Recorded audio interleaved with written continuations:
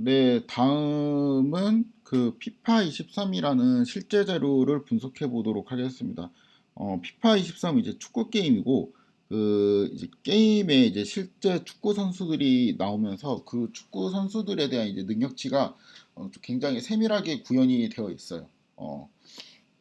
그리고 중요한 게 데이터셋이 이 선수들에 대한 능력치에 대한 데이터셋이 이렇게 캐글에 공개가 되어 있습니다. 그래가지고 요그 데이터셋에 대한 이제 간단한 설명을 이렇게 이제 볼 수가 있습니다. 저는 이제 여기에 있는 이제 요 데이터를 이제 다운로드 받아가지고 그대로 긁어온 상황이고 일단 이 자료를 분석하는 이유가 우리가 이제 피파 23에 대해서 이제 잘 모르잖아요. 그러니까 처음 보는 데이터를 이제 딱 받았을 때 여러분들이 그 데이터를 좀 이제 살펴보면서 일단 데이터 프레임으로 잘 불러와 줘야 되고 그 상태에서 이제 데이터를 좀 살펴보면서 그 필요한 이제 초기 분석들, 그러니까 분석에 알맞는 데이터 프레임으로 약간 그 바꿔보는 과정, 요런 거를 이제 좀 설명을 하고 싶어서 요 데이터를 선택했습니다. 아무튼 요 코드를 사용하면 이제 데이터가 이렇게 불러와지고 이 데이터 프레임이 이제 이런 식으로 되어 있는데 일단 처음 볼 때 여기가 이제 옆으로 이제 되게 많고 그 다음에 위아래로도 이제 되게 많이 있어가지고 보통은 그 데이터 프레임의 개략적인 모양만 살펴볼 때는 이렇게 헤드를 붙였고 몇 가지 옵저베이션들만 이렇게 뽑아가지고 살펴봅니다. 그리고 이거는 그냥 제가 자주 쓰는 팁인데 이 데이터 프레임이 이제 행이 너무 이렇게 많게 되면 이게 점점점 그래갖고 어떤 행에 이제 어떠한 정보가 있는지 잘 보이지 않을 때가 있었고 얘를 이제 트랜스포즈 하게 되면 이게 이렇게 보이겠죠. 그럼 이제 여기가 옵저베이션이 들어가고 여기가 이제 컬럼들이 들어가게 되는데 우리가 이제 뭐 예를 들어서 첫 번째 옵저베이션에 해당되는 그 관측치만 보면은 뭐 아이디가 이렇게 되어 있고 그 다음에 이름 그 다음에 또 나이, 여기 이제 포토, 이건 이제 선수 아마 그 이미지일 거예요. 뭐 이런 식으로 이미지가 있고, 이런 식으로 그 소속 국가도 있고, 그다음 평균적인 능력치, 그다음 뭐 잠재력이라는 것도 있고, 등등등등, 이런 것들이 있구나. 그거를 이제 좀 세로로 이렇게 쭉 볼 수 있었고 요게 좀 보기 편할 때도 있어요. 그래서 저 이제 처음 데이터 프레임 받으면 이제 요거를 쓰거나 아니면 이제 요거를 써가지고 데이터가 이제 어떻게 생긴지 구경을 먼저 합니다. 그 다음에는 아무래도 그 컬럼들의 이름을 좀 조사를 하는 편이 편하겠죠. 그러니까 어떠한 컬럼들이 있는지 컬럼들이 이제 뭐 여기에서 이렇게 쭉 볼 수도 있지만 그렇죠? 컬럼들의 이름이 이제 뭐 아이디도 있고 나이도 있고 그 다음에 뭐 그 어떠한 이제 신체적인 특징을 나타내는 그 변수들도 있고 그렇죠. 그리고 컬럼들의 이름을 이제 쭉 보는데 여기에서 이제 이게 스페이스 같은 게 있어갖고 이런 거는 나중에 이제 데이터를 내가 이제 뽑아낼 때 그러니까 예를 들어 가지고 df.id 이런 거는 이제 요런 거는 이제 쉽게 뽑아낼 수 있는데 예를 들어 가지고 뭐 바디 타입 같은 거를 뽑고 싶을 때 이런 식으로는 이제 뽑을 수가 없겠구나. 이러한 것도 좀 알 수 있죠. 그래서 스페이스가 있어갖고 나중에 좀 귀찮고 불편해질 수도 있겠구나. 요 정도도 이제 그 데이터를 처음 봐서 여러분들이 파악해야 될 일들 중에 하나입니다. 그리고 그 각 컬럼별로 어떤 거는 이제 요렇게 이제 그 숫자가 들어가 있고 어떤 거는 또 그 요런 식으로 문자가 이제 들어가 있을 수도 있죠. 그래서 그 컬럼별로 이제 자료형이 이제 어떠한지 그런 걸 조사하는 것도 처음에 굉장히 중요한 작업 중에 하나예요. 그래갖고 요거는 이제 어떻게 하냐면은 어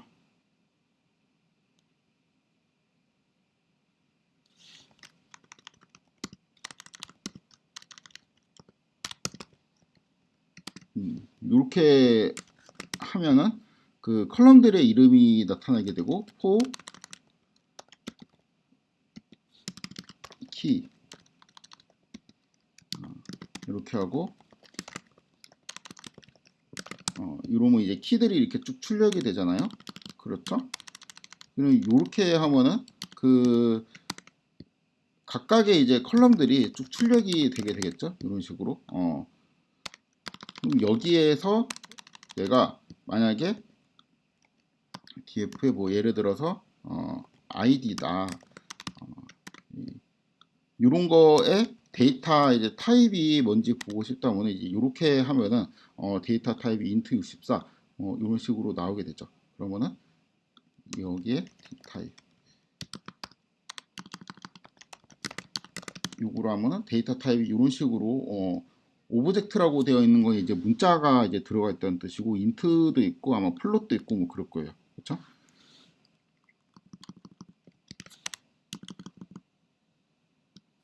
그러면은 요거를 이렇게 넣은 다음에 얘를 컴프레hension으로 만들어 주게 되면 이제 이렇게 나오게 되고요. 그렇죠? 얘를 이런 변수에 이제 저장을 하고 pd 데이터 프레임 예를 들어 갖고 컬럼 네임은 이렇게 컬럼 그 다음에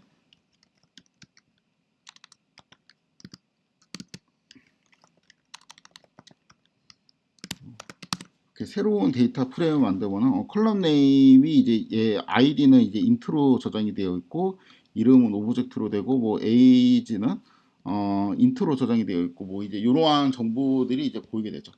코드가 이제 좀 더 깔끔하게 하고 싶고 변수를 선언하기 싫다고 하면 이제 바로 이제 이렇게 해도 되겠죠. 그러니까 처음에 익숙해지기만 하면 되겠죠.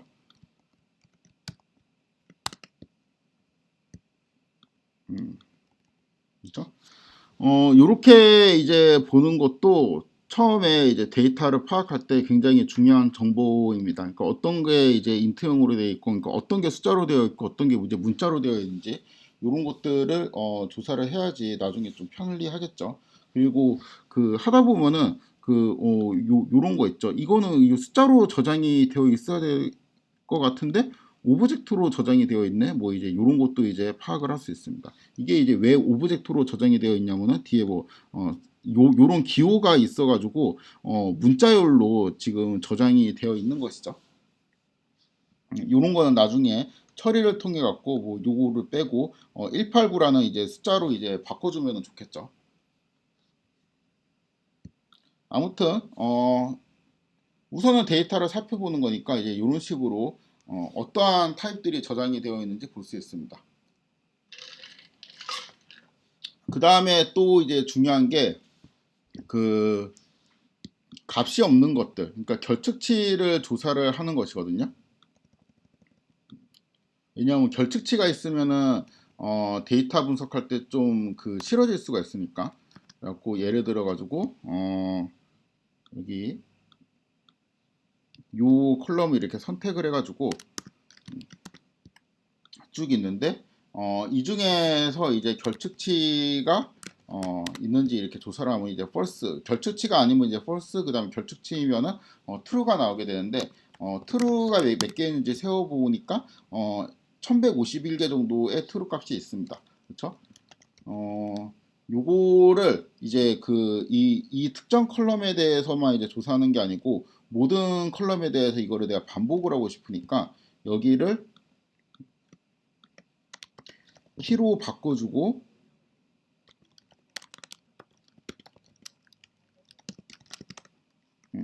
이런 식으로 이제 바꿔주면 되겠죠.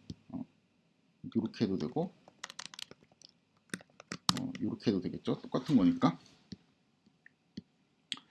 자, 그러면 이제 뭐 어떤 첫 번째 컬럼에는 결측치가 없고 이 컬럼에는 200개 정도 있고 어떤 컬럼에는 결측치가 이제 되게 많이 있네요. 이러한 정보들이 잘 표현이 됩니다. 이것도 이제 컬럼별로 이제 또 묶어갖고 보려면은 여기에서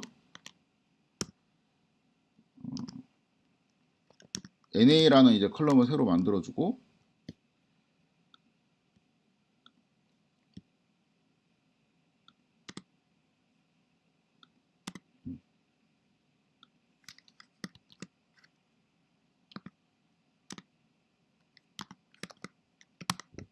이런 식으로 해주면은 여기에는 이제 그 그러니까 소속이 없는 선수들도 있구나. 200명 정도 이제 소속이 없는 선수들이 있고, 그렇죠? 뭐 요런 건 이제 대부분 이제 값이 없고, 뭐 요런 것도 어떠한 그 값이 비어 있는 이러한 선수들이 있습니다. 그래서 컬럼별로 결측치가 이제 뭐 몇 개가 있는지 이런 거를 우리가 알 수가 있었죠. 여기에서 이제 잠깐 중간에 이제 퀴즈를 내면은 그 이제 우리가 컬럼을 선택하는 방법에 대해서 배웠잖아요.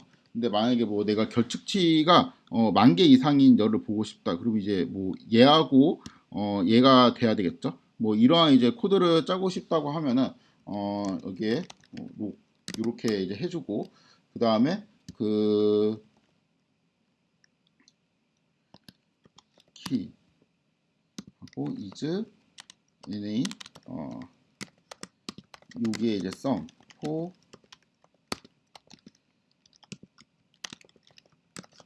이렇게 하면은 그 컬럼들이 이제 몇 개 있는지 여기까지 이제 됐다고 나온다고 했죠. 여기에 이제 만이라는 조건을 걸어주면은 10,000개의 미싱 있는 애들만 이제 true가 나오게 되고 얘를 뭐 이런 식으로 이제 넣어주게 되면 그쵸? 그 1,000개 이상의 미싱을 갖고 있는 열이 있는데 그러네요. 그러니까 1,000개가 아니고 10,000개 이상의 미싱을 갖고 있는 열만 출력이 되는데 살펴보니까 진짜 이제 대부분이 이렇게 NaN 값으로 들어가 있는 것을 확인을 할 수가 있습니다. 그래가지고 요게 어떻게 보면 되게 이제 기본적인 거예요. 그러니까 데이터 프레임을 딱 받자마자 자료용은 뭘로 저장이 되어 있는지, 그다음에 그 컬럼 이름에 혹시 스페이스나 아니면 뭐 점 같은 거 있죠. 우리가 이제 문법적으로 처리하기 힘든 이제 컬럼 이름을 갖고 있는 건 없는지, 그렇죠? 그리고 이제 데이터 타입을 봐야 되는 이유는 요런 거는 우리의 상식과 좀 맞지 않게 데이터가 들어가 있으니까 이런 것도 처리를 해서 나중에 변형을 해야 될 필요성이 있다. 이런 것도 사전에 파악하는 게 좋고, 그 다음에 이러한 처리들을 할 때 이렇게 미싱 값이 있으면은 뭔가 처리가 곤란하니까 이렇게 이제 미싱이 이제 특히 많은 컬럼이 있는 게 어디 있는지, 그리고 미싱을 우리가 어떻게 처리를 해야 될 건지 그런 것들도 사전에 좀 파악을 하면 좋습니다. 그래갖고 요게 이제 굉장히 유용한 데이터 프레임인데 이거를 그냥 한 번에 볼 수 있는 방법이 있습니다. 요거를 치면은 info라는 이제 메소드를 치면은 컬럼 이름들이 쭉 나오게 되고 여기는 이제 그 0이 아니 그러니까 널이 아닌 그러니까 NA 값을 갖고 있지 않은 미싱이 없는 그러한 이제 값들이 17,000개 정도 이제 된다는 거고, 여기는 미싱이 아닌 애들이 뭐 21개, 얘는 이제 600개 정도밖에 없으니까 이제 이 컬럼이 이제 미싱이 많이 있다라는 거를 알 수 있죠. 그 다음에 이 컬럼에 대응하는 이제 데이터 타입들도 이런 식으로 잘 정리가 되어 있는 것을 알 수 있습니다.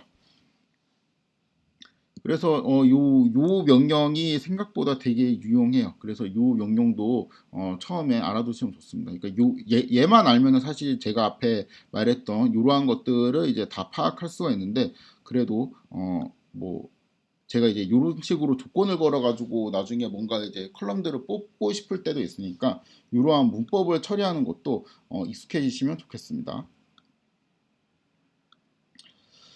그 다음에 요 메소드도 되게 좋아요. 그러니까 이 오브젝트 타입도 있고 뭐 인트도 있고 그 다음에 이제 플롯도 있는데, 오브젝트는 이제 문자열이 저장되어 있고 인트하고 이제 플롯에는 이제 숫자가 저장이 되어 있는데, 이 숫자들 같은 경우는 뭔가 이제 평균도 계산할 수 있고 그렇잖아요. 그래서 이제 기본적인 그 통계량들을 조사해주는 요 메소드가 있습니다. 그래서 얘를 이제 실행을 하면은 이제 그 카운트는 요거를 의미하죠. 그러니까 그 0이 아닌 어떠한 관측치들, 아이디 같은 경우는 17660이니까 여기가 이제 17660이 나오고 평균은 이거고, 아이디 같은 경우는 평균이 별로 의미가 없죠. 요거는 의미가 있을 수 있겠다. 그렇죠? 평균 나이가 이제 23살이라는 거니까 그 다음에 이제 15살인 선수도 있나 보네요. 그 다음에 50 이럴 수도 있나? 아무튼 이제 이러한 선수들이 있고 대부분 이제 Q1, Q2, Q3 값들이 이제 요 사이로 이제 되어 있으니까 대부분 이제 선수들이 20살에서 이제 26살 요 사이에 많이 있다. 그리고 평균적인 능력치는 이제 58이나 이제 69 이제 요 사이에 이제 많이 있고 가장 능력치가 좋은 선수는 이제 누군지는 잘 모르겠지만 91을 가지고 있네요. 그러니까 이러한 식으로 기본적인 통계량들이 그 계산되어서 볼 수 있는 메소드가 있습니다. 그다음에 요거는 제가 그렇게 좋아하지는 않는데 요것도 그 많이 써요.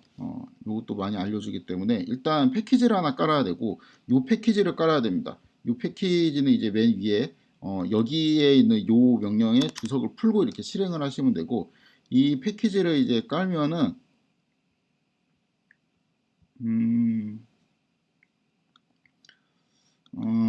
이제 요 명령을 통해 가지고 일단 한번 볼까요?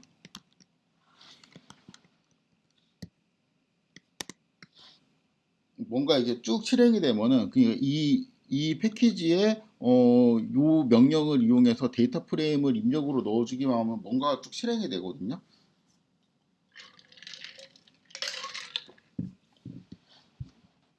그럼 이런 식으로 뭔가 그 자료 같은 게 나와요.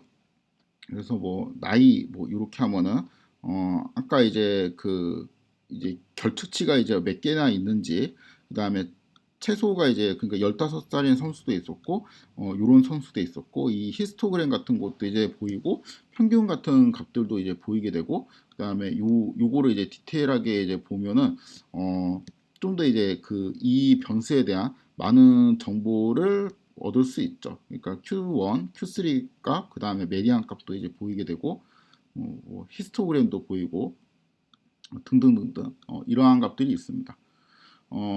이게 이제 모든 여기 열에 대해서 또 이제 확인을 할 수가 있고요. 이게 좀 그 제가 이제 노트북이 그렇게 화면이 크지 않았고 보기가 이제 좀 불편하고 이제 여기 주피터에서 뜨는 게 좀 싫으니까 여기 끝에 요런 명령어를 쓰면은 이 판다스 프로파일 레포트 결과가 어떠한 HTML 파일로 저장이 돼요. 그래서 요거를 이제 저장을 한 다음에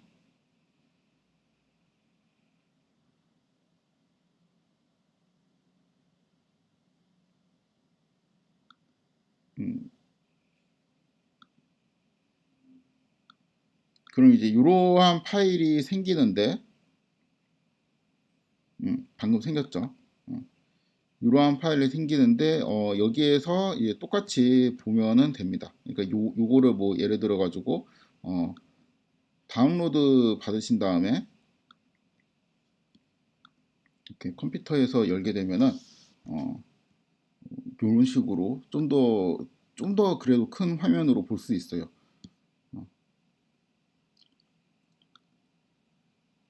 뭐 코릴레이션 같은 것도 얘네가 이제 뭐 그려놓고 이런 것도 이제 그려놓고 결측치도 조사가 되어 있죠. 그러니까 요런 거는 이제 이 컬럼이랑 요 컬럼이 그 마지막 컬럼이 결측치가 이제 되게 많았죠. 이 결측치에 대한 뭐 그 정보를 좀 더 시각적으로 그러니까 여기는 이제 비어 있잖아요. 그렇죠? 여기는 이제 결측치가 많다는 의미고 여기는 뭐 거의 없죠. 이런 식으로 파악을 할 수도 있고 유용한데 저는 이거를 그렇게 좋아하진 않아요. 그러니까 뭐 그 일단 시간이 오래 걸리고 제가 이제 별로 필요로 하지 않는 정보들도 여기에 포함되어 있는 경우가 많아 갖고 저는 선호하지는 않는데 그래도 이것도 나중에 그 처음 어떠한 데이터 프레임을 받아 가지고 그 데이터 프레임에 대한 뭐 그 어떠한 정보들이 있는지 그런 것들을 전체적으로 파악하고 싶을 때 되게 이제 좋은 툴이라고 생각을 합니다. 어, 그 다음에 이제 저 같은 경우는 보통 이런 것도 많이 궁금해해요. 그러니까 데이터 프레임에 뭐 이런 거를 이제 보고 좀 불편하니까 이제 이런 식으로 보고 이 중에서 이제 요게 평균적인 그 전체적인 이제 능력치를 의미하는 변수인데, 그러니까 이 능력치가 높을수록 뛰어난 선수라는 의미입니다. 뛰어난 축구 선수라는 의미인데, 뭐 그렇다 보니까 이 전체적으로 능력치가 이제 좋은 선수들이 이제 누가 있는지 그러한 것들이 이제 궁금할 수도 있죠. 그래갖고 여기는 이 그 데이터 프레임에서 뭐야? 컬럼이 안 보이는구나. 하여튼 이 오버올이 높은 사람들 순으로 이제 정렬을 해서 내가 보고 싶을 때도 있어요. 그러니까 뭐 이렇게 하이 이런 식으로 이제 해주게 되면 이 오버올이라는 값이 이제 이분은 지금 낮은 사람부터 쭉 정렬이 돼서 이제 마지막에 이제 높은 사람이 나오게 되고 가장 지금 높은 사람이 벤제마이네요. 근데 이제 높은 사람부터 보이게 하려면은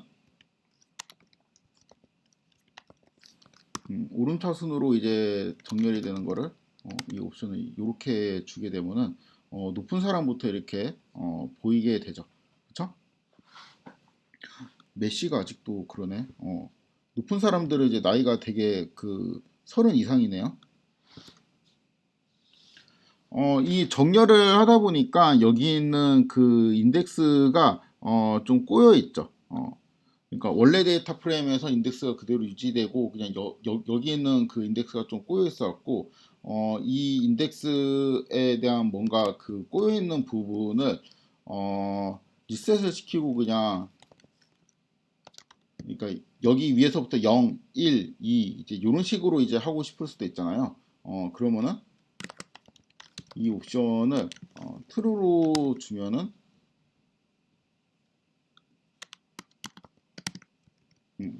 우리가 원하는 대로 됩니다. 그래서 이렇게 볼 수도 있고 그 다음에 이제 나중에 좀 배우겠지만 이거를 그냥 이렇게 할 수도 있고 이 상태에서 리셋을 시킬 수도 있어요. 그러니까 리셋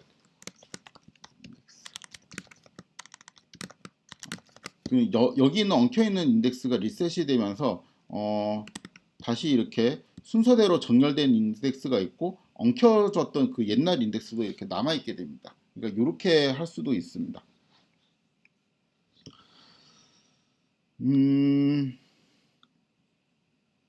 아무튼 뭐 이렇게 특정 열을 중심으로 좀 정렬을 해가지고 보고 싶을 수도 있고 특정 열을 중심으로 그룹화를 해서 보고 싶을 때도 있거든요. 이게 무슨 말이냐면은 이 데이터 프레임에 보면은 여기 소속 국가가 있거든요. 그러면은 이제 그 전체적으로 평균 능력치가 높은 소속 그 국가는 어디인지 그런 것들이 좀 궁금할 수가 있죠. 그러니까 뭘 하고 싶냐면은 여기 있는 소속 국가 있죠. 여기에 허리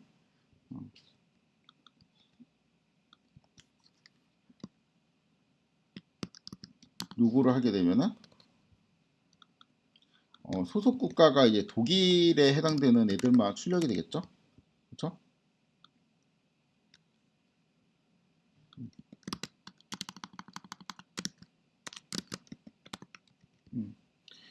이렇게 소속 국가가 독일에 해당되는 애들만 출력이 되는데 이 중에서 내가 요 컬럼을 뽑고 싶은데 이거에 이제 평균을 구해보고 그럼 한 63 얼마가 되네요. 그러니까 요런 거를 소속 국가별로 이제 다 해보고 싶어요. 그러니까 소속 국가별로 이제 그 옵저베이션들을 모은 다음에 그거를 이제 그룹화해 가지고 걔네들끼리 이제 평균을 구해 가지고 그 평균이 이제 제일 높은 그러한 것들을 보고 싶습니다. 그럼 일단 소속 국가를 봐야 되는데 이 컬럼을 보니까 이제 뭐 첫 번째 옵저베이션은 독일 사람이고 그렇죠? 두 번째 옵저베이션은 포르투갈 사람이고 세 번째 옵저베이션은 아르헨티나 사람이고 이제 이렇게 되어 있고 이 소속 국가가 총 이제 겹치지 않는 소속 국가가 이제 몇 개가 있는지를 보고 싶으면은 이렇게 유니크 옵션을 주게 되면 되고요. 그러면 이제 겹치지 않는 소속의 목록들이 쭉 나열이 되고 이거에 이제 랭스를 조사하면 그러니까 161개의 국가가 있네요. 그 다음에 이 그룹별로 내가 그 어떠한 능력치를 갖고 있는지에 대한 이제 정보를 구했고 평균을 구하는 거는 요거는 이제 배우진 않았지만 그룹 바이를 이용하면 되게 간단합니다. 그러니까 이 국가별로 그룹핑을 하고 그 다음에 여기엔 전체적인 능력치의 그 평균을 구해라. 그 다음에 길이도 구해라. 이제 뭐 이러한 의미가 돼요. 그래서 요거를 쭉 실행을 하면은 여기 필리핀은 평균이 제일 높아요. 그리고 평균이 높은 순으로 이렇게 정렬을 하게 되어 있는데 잠시만 여기까지 일단 코드를 실행을 하면은 요렇게 나오게 되거든요. 근데 이게 좀 뒤죽박죽이니까 이 평균이 높은 순서로 이렇게 정렬을 하는 코드가 여기에 있습니다. 그래서 요거를 실행하게 되면 평균이 이제 높은 애들 순서로 이렇게 정렬이 되는데 필리핀은 이제 평균이 가장 높기는 한데 필리핀 소속의 이제 선수가 이제 한 명이고 얘는 이제 그 뭐 여기도 한 명, 여기도 이제 두 명이니까 이거는 이제 특정 선수만 등록이 되어 있어갖고 그러니까 되게 잘하는 선수겠지. 필리핀 소속이지만 되게 이제 잘하는 선수가 이제 게임에 등록이 되어 있는 것이겠죠.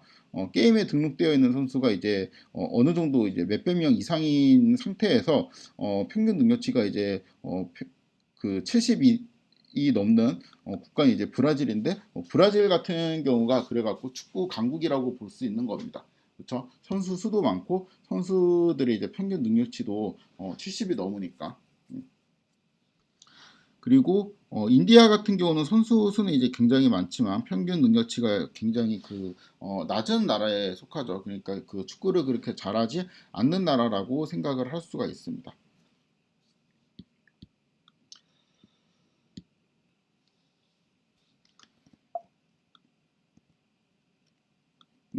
네, 지금까지 제가 이제 데이터를 처음 받으면은 하는 행동들을 좀 생각을 해가지고 정리를 한 것이고, 그다음에 이제 그 지금까지 데이터를 건든 건 하나도 없어요. 그냥 살펴보기만 한 거고, 데이터를 좀 우리가 분석하기 쉬운 형태로 변경을 하는 그러한 과정을 설명을 하도록 하겠습니다.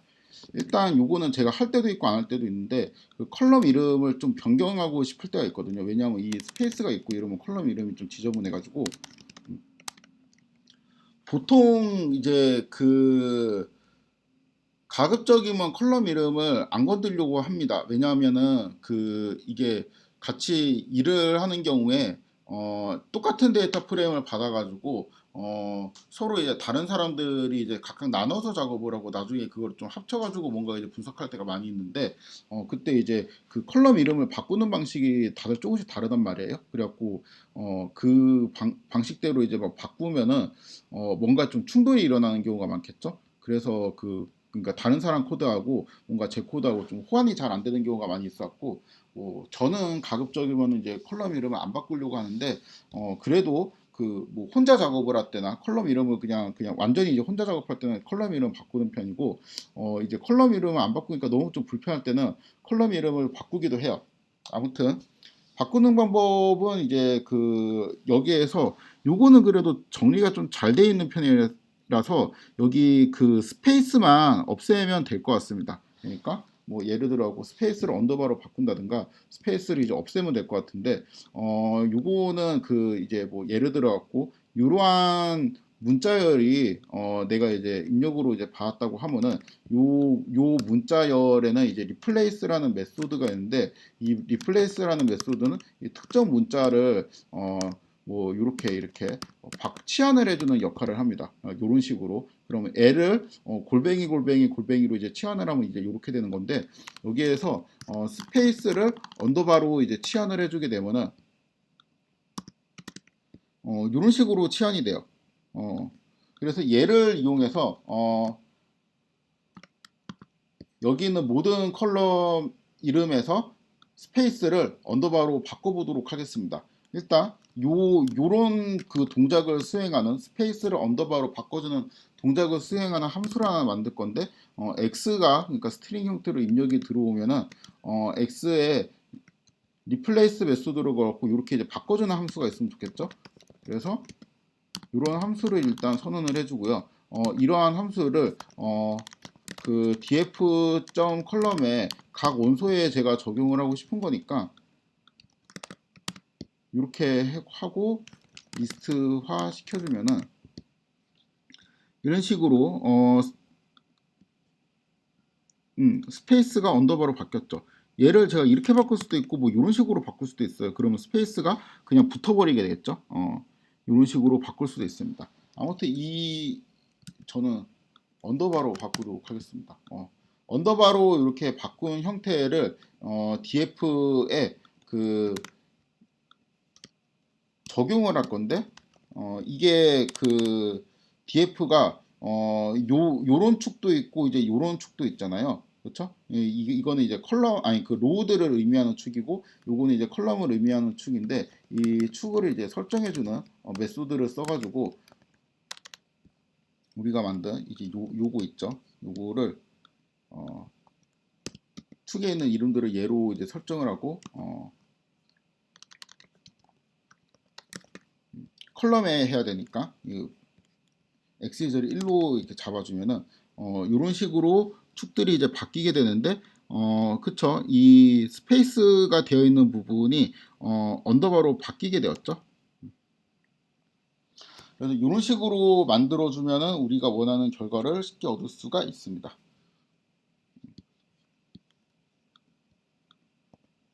그리고 사실은 그 DF하고 컬럼즈를 하게 되면은 여기가 이게 리스트처럼 생겼지만 사실은 리스트는 아니거든요. 그러니까 뭐 이렇게 좀 다르죠. 그러니까 이거하고 진짜 리스트는 이제 요건데 요거하고 좀 다르게 생겼잖아요. 그래가지고 요거 같은 경우는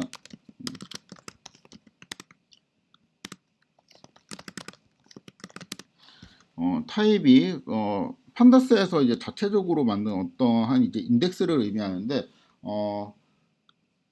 우리가 사실은 그 요 형태로 인덱스를 해도 잘 들어가는데 원래는 좀 만약에 이렇게 원래 지원하는 형태의 인덱스 폼으로 이제 넣어주면은 그럼 얘도 이제 타입이 이렇게 이제 똑같이 맞춰지게 되거든요.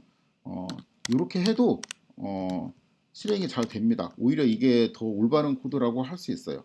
물론 이거를 하지 않아도 리스트 형태로 우리가 넣어도 얘가 이제 알아서 그 요런 식으로 이제 바꿔가지고 실행을 해주기는 하는데 이게 좀 더 이제 명확한 코드니까 이렇게 제가 바꿔주도록 하겠습니다. 이게 좀 더 명확한 코드이긴 한데 저도 그냥 혼용해서 많이 써요. 이거를 그냥 리스트 형식으로 넣을 때도 있고 그렇습니다.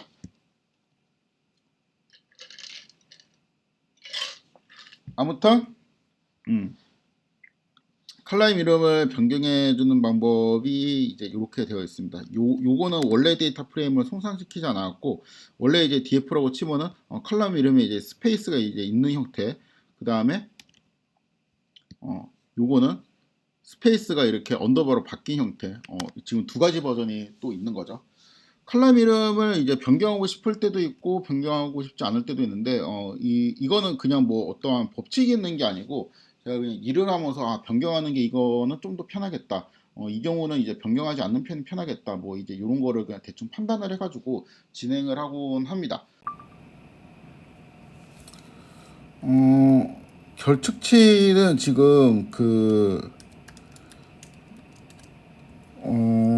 특정 두 컬럼에서 그러니까 요 컬럼이랑 여기에서 결측치가 지금 많이 나오잖아요. 근데 그 결측치를 제거하는 메소드가 있습니다. 요건데 요거를 하니까 그 다 제거가 됐죠. 이게 왜 그러냐면 그 만약에 데이터 프레임이 있을 때 여기 이제 뭐 컬럼 1이 있고 2가 있고 그다음에 옵저베이션이 뭐 이렇게 이제 있다고 할 때 여기에 이제 NA가 있고 여기에 NA가 있고 얘는 반대로 여기에 결측치가 있다고 하면은 결측치를 제거하면은 그러니까 요거 이렇게 네 개가 그냥 다 날라가요. 그러니까 이 각 행에서 결측치가 이제 포함된 그 컬럼이 하나라도 있으면 그 행을 그냥 빼버립니다. 그런데 지금 우리의 데이터 같은 경우에는 뭐 특히 이제 요거 같은 경우에는 대부분이 결측치잖아요. 그럼 이제 대부분의 행이, 그러니까 여기 있는 멀쩡한 데이터들도 이제 다 날아가게 돼요. 그리고 이제 다른 행에 대해서도 이제 똑같은 현상이 되어 갖고 결축치를 이제 다 제거하니까 하나도 남아 있지 않게 되는 거죠. 그러니까 요 말은 뭐냐면은 어떠한 행도, 그러니까 모든 값이 이제 다 차 있는 그러한 행은 없다는 것을 의미합니다. 그러니까 이 이러한 현상이 나오는 이제 가장 큰 원인이 여기 있는 컬럼이랑 이제 여기 있는 컬럼 때문인데, 그래가지고 이 경우에는 요 두 컬럼은 그냥 아예 그냥 분석해서 제외를 해버리고, 그 다음에 나머지 컬럼들 같은 경우는 그래도 값들이 이렇게 꽤 있잖아요. 그 값들에 대해서만 결축치를 따로 제거하는 게 좋을 것 같습니다. 그러니까 예를 들어 가지고 이렇게 한다는 거죠. 이 두 개의 컬럼 요거하고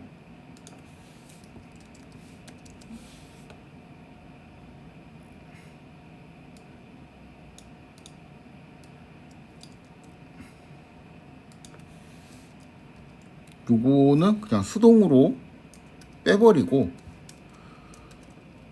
그렇죠? 여기에서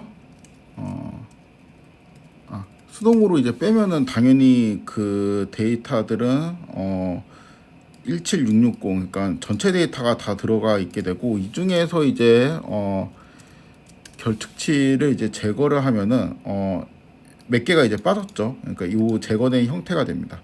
그래가지고 뭐 이제 어떤 컬럼은 이제 그냥 수동으로 빼고, 제가 이제 어떠한 거는 이제 행 중에 이제 하나의 컬럼이라도 결축체가 있으면 그냥 빼버리는 이러한 방식으로 제외를 했는데, 뭐 이거는 그 다루는 사람 마음이에요. 그러니까 요거 같은 경우는 이 데이터셋 같은 경우는 요 두 컬럼이 이제 워낙에 결축치가 많아가지고 이런 방식으로 제거를 제가 했는데, 뭐 좀 이제 애매한 경우도 당연히 있겠죠.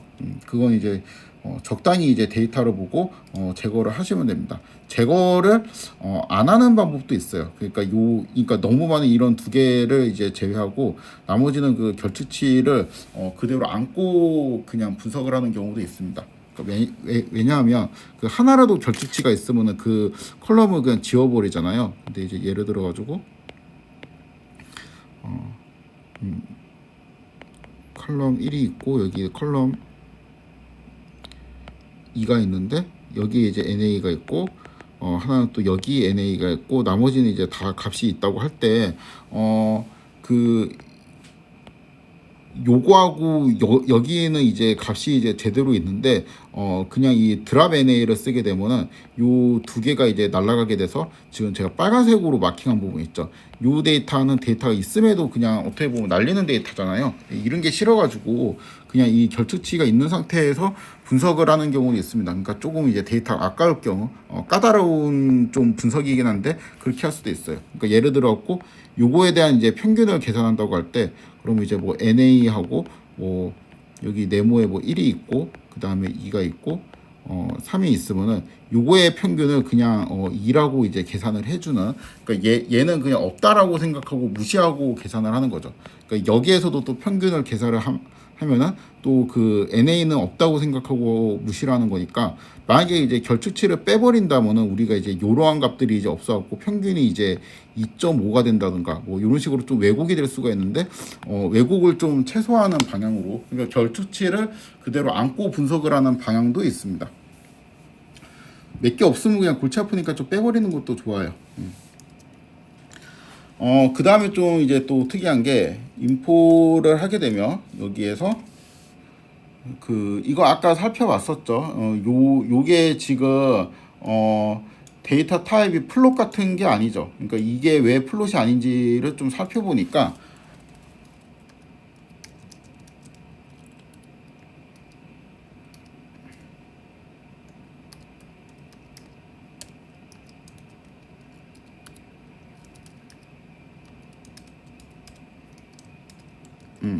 요렇게 이제 살펴보니까 뭐 센티미터가 되어 있고 킬로그램이 되어 있어갖고 요거 때문에 이제 그 얘네가 이제 그 문자열 같은 거로 이제 저장이 되어 있는 건데, 요거를 그러니까 만약에 이제 요런 데이터가 이제 왔다고 치면은 이걸 이제 인덱싱을 해가지고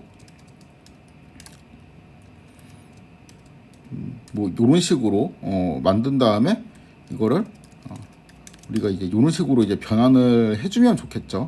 그러니까 x가 이제 들어왔을 때 이러한 함수를 이제 구현을 해가지고 이 함수를 어디에 df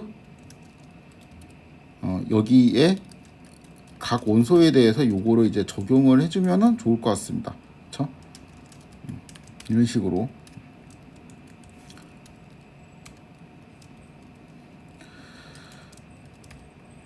그래서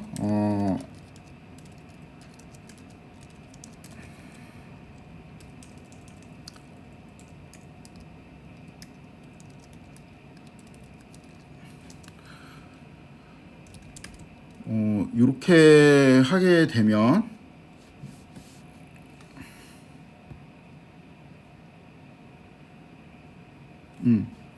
이런 식으로 이제 바뀌어서 들어가게 되고, 그 다음에 얘도 똑같이 하면은 될 것 같거든요. 왜냐하면은 이것도 이런 식으로 그 킬로그램 이런 식으로 되어 있으니까 여기를 이렇게만 뽑은 다음에 플롯으로 이제 바꾸게 되면 인트로 바꿔도 될 것 같은데 뭐 그 소수점까지 쓰는 경우도 있을 것 같아가지고 이런 식으로 이제 바꾸게 되면 플롯으로 바뀌게 되겠죠. 그래서 얘도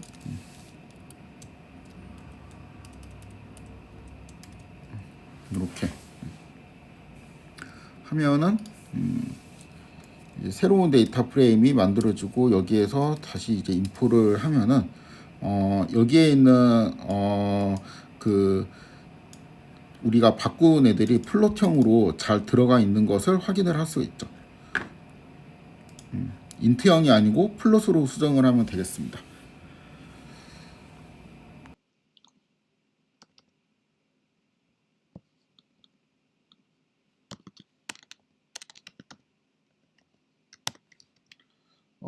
플롯으로 하고 이것도 좀 정리를 할까?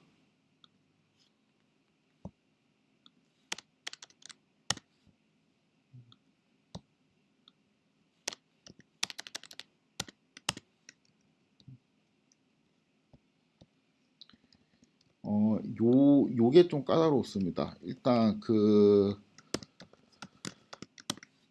여기에 요러한 컬럼이 있는데 요거를 일단 접근하는 것도 되게 그 귀찮죠. 왜냐하면 이게 띄어쓰기가 있기 때문에 스페이스가 나 있기 때문에 이렇게 뭐 점을 찍고 이렇게는 이제 접근할 수가 없고 이런 식으로 접근을 해야 되는데 요게 이제 어떠한 그 돈을 나타내는 숫자인 것 같은데 요거를 좀 살펴보면 제가 이게 요런 구단에 대한 이 정확한 지식을 얻는데 이 내용을 읽어보면은 잘하는 선수일수록 이 값이 이제 높게 되어 있어요. 왜냐하면은 그 잘하는 선수일수록 구단이 내보내기 싫다는 의미고 이 금액 아니면 나는 이제 내보낼 생각 없다 뭐 이제 이런 뜻이니까 잘하는 선수일수록 이 금액이 높게 되고 그래서 이거를 이제 뭐 몸값 정도로 이제 생각을 하시면 될 것 같습니다. 이제 실제로 선수들이 이 금액을 받는 건 아니지만 구단이 생각할 때 이 선수의 가치, 몸값 이런 거라고 생각을 하시면 돼요. 아무튼 이게 그 문자열로 되어 있는데요. 그러니까 숫자가 되어야 될 것 같은데 문자열로 되어 있는데 모양을 살펴보니까 이제 그 요거는 이제 단위고 뭐 MK 이제 이런 식으로 되어 있어가지고 요게 이제 그 무슨 뜻인지는 알겠는데 좀 바꾸기 귀찮게 되어 있죠. 그래가지고 예를 들어가지고 이제 요런 거는 157 그다음에 M이니까 6개, 공이 6개 붙어야 되죠. 이런 식의 이제 몸값을 갖고 있는 선수고, 요 경우에는 이제 18, 이런 식의 몸값을 갖고 있는 선수입니다.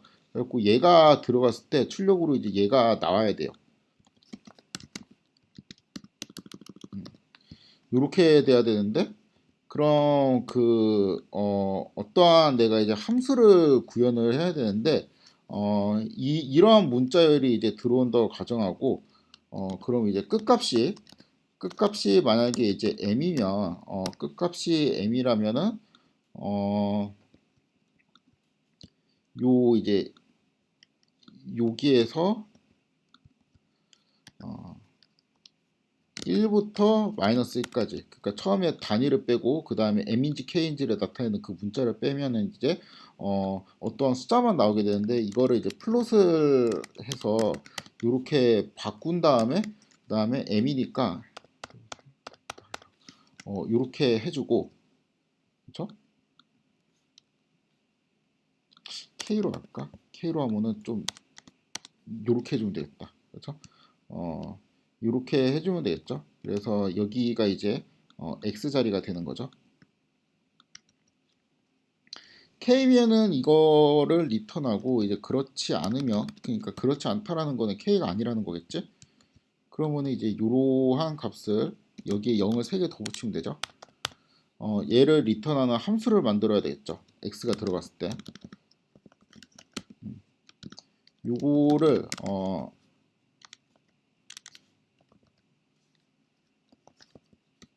요러한 그냥 f라고 하자. 요런 언더바 f라는 함수로 정의를 하겠습니다. 그래서 언더바 f에 얘를 하게 되면은 이렇게 나오고, 그렇죠?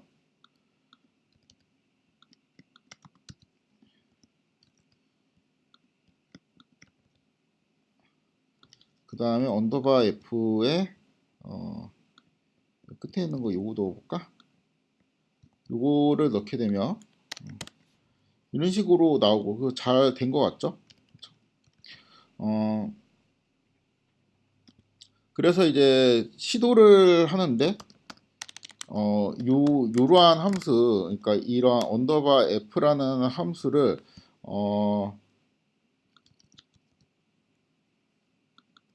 여기에 각 원소에 적용을 할 건데, 이거를 적용을 한 다음에 이렇게 리스트화 시키면은 될 줄 알았는데 안 되죠. 그래서 이게 뭐 이상한 에러가 이제 나오면서 잘 안 되게 됩니다. 이게 왜 안 되냐면은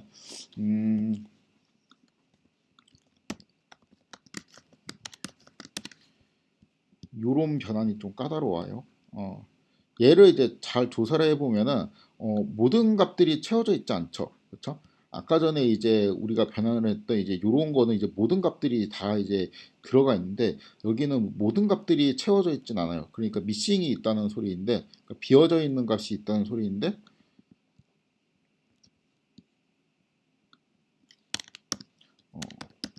그거를 좀 확인을 하면은 이제 여기에서 is NA라는 거를 하면은 NA에 해당되는 애들이 이제 true가 되게 됩니다. 그래서 이렇게 하게 되면은 NA에 해당되는 애들이 이제 1151개 있다는 뜻이겠죠.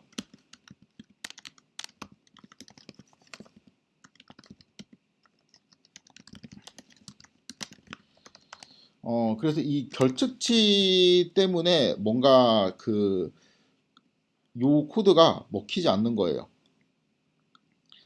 일단 그럼 결측치를 우리가 어떻게 다룰지를 논의하기 전에 요거에 대한 사전 예비 학습이 약간 필요할 것 같은데, 우선 그 결측치에 해당되는 애들을 한번 뽑아보도록 하겠습니다. 여기에서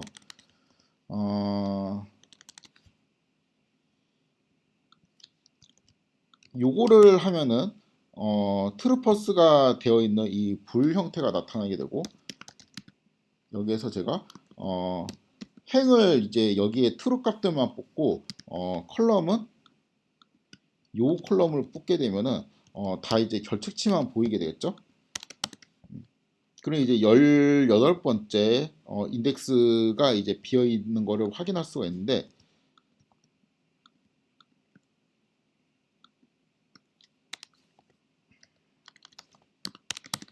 그렇죠? 이런 식으로 이제 되어 있는데, 여기에서 우리가 얘를 판단하면은 이제 true가 나오게 되고, 그렇죠? 요거의 타입을 찍어 보면은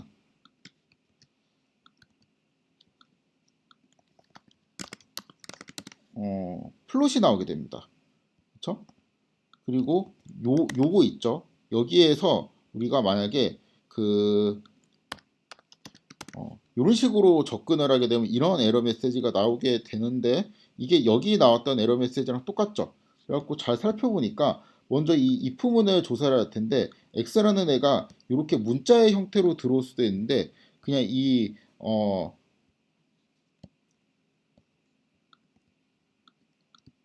형태 그냥 이 자체가 올 수도 있잖아요. 이 자체에서 얘가 이러한 명령을 하게 되면은 이러한 에러 메시지가 나서 이 경우에는 그 왔다 갔다 하니까 되게 헷갈리네. 요 부분에서 지금 에러가 발생을 하는 거죠. 그러니까 이게 문자열이 들어오면 이 문법이 맞는 건데 난이 들어오게 되면 이 문법 자체에서 그냥 에러가 발생해서 요 함수를 일괄적으로 적용할 수 없는 상황이 됩니다. 그럼 어떻게 해야 되냐? 조금 귀찮지만 이러한 함수를 할 거예요. 그러니까 함수를 다시 선언을 할 건데 만약에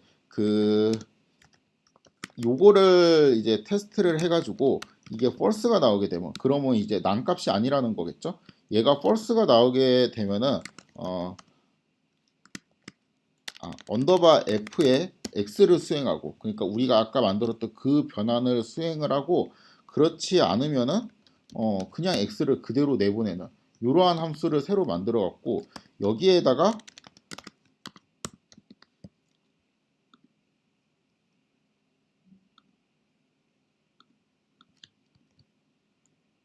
이 컬럼의 각 원소에 적용을 한 다음에 리스트화 시키면은 이제는 변환이 성공적으로 잘 되었죠. 그렇죠? 네, 그래서 뭐 요렇게 난이 있는 거는 그대로 통과가 되고 아닌 거는 이렇게 바뀌어 갖고 통과가 되었습니다. 이제 얘를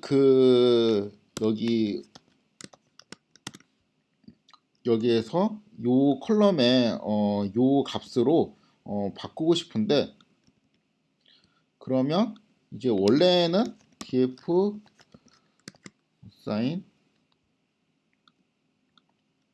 어사인을 써가지고 이런 식으로 해주면은 원래 되는 거거든요. 이렇게 하면 되는 건데 이게 스페이스가 있어갖고 좀 곤란하죠. 그래가지고 임시로 뭐 굳이 이렇게까지 할 필요는 사실 없긴 한데 임시로 여기에 컬럼 이름을 좀 바꿔주도록 하겠습니다.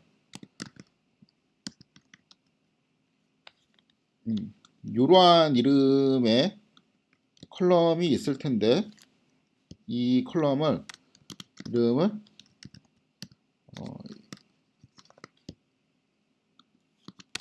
요거로 바꿔주면 이렇게 이제 바뀌어 들어가게 되죠. 그 다음에는 이제 이렇게 쓸 수가 있죠.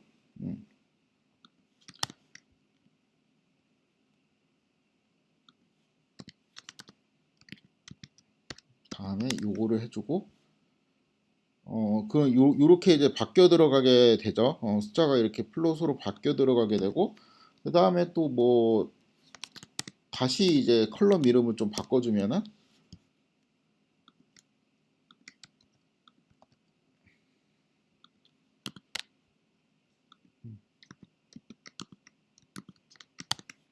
이런 식으로 해주면 되겠죠. 그럼 컬럼 이름에도 이제 그 띄어쓰기가 적용된 형태가 되고 마지막 최종 결과에서 인포를 해보면은 그쵸? 컬럼 이름도 이제 그대로 유지가 되고 플롯으로 이제 바뀌게 되고 그쵸? 미싱은 그대로 살려두는 이러한 형태로 변형이 되었습니다.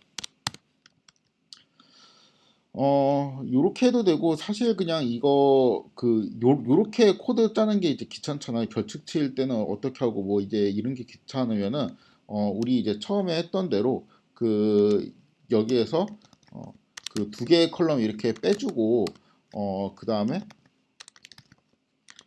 요렇게 해가지고 만든 아까 데이터 프레임 있었죠? 여기 어디 있었는데? 요 데이터 프레임에 그냥 바로 해도 돼요. 그러니까 요 데이터 프레임에서 결측치를 제거한 상태에서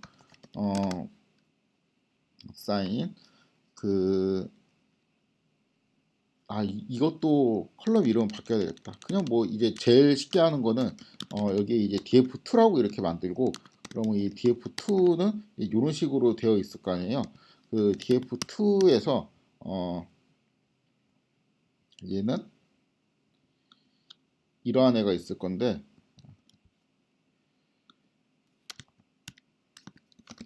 얘는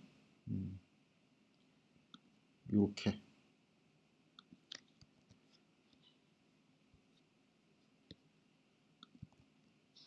이렇게 해주면 되겠죠. 여기도 뭐 df2로 바꾸려면 바꾸고,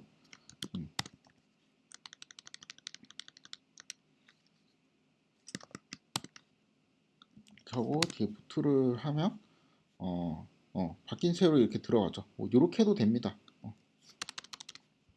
그냥 데이터 프레임 하나 더 만드는 거죠. 뭐 요 정도는 뭐 이렇게 해도 사실 상관없어요.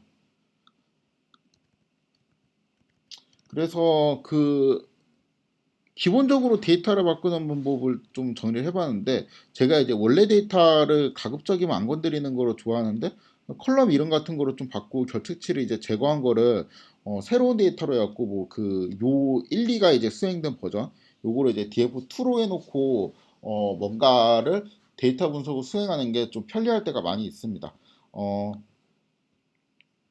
그리고 3번 같은 경우는 이제 그 요런 그 숫자들을 바꾸는 이제 그 요 몸값이라든가 아니면은 하이트 웨이트 이런 거를 좀 바꿔주는 그러한 코드까지 이제 전처리로 추가로 한 다음에 이 좀 정리된 상태를 df2라고 받아서 분석을 해도 괜찮습니다. 아무튼 여기까지가 이제 처음 데이터를 보고 정리를 하는 내용까지 다루었습니다. 이어서 이제 그 데이터에서 몇 가지 이제 변수를 찍어가지고 의미를 살펴보고 시각하는 것을 잠깐 소개하도록 하겠습니다.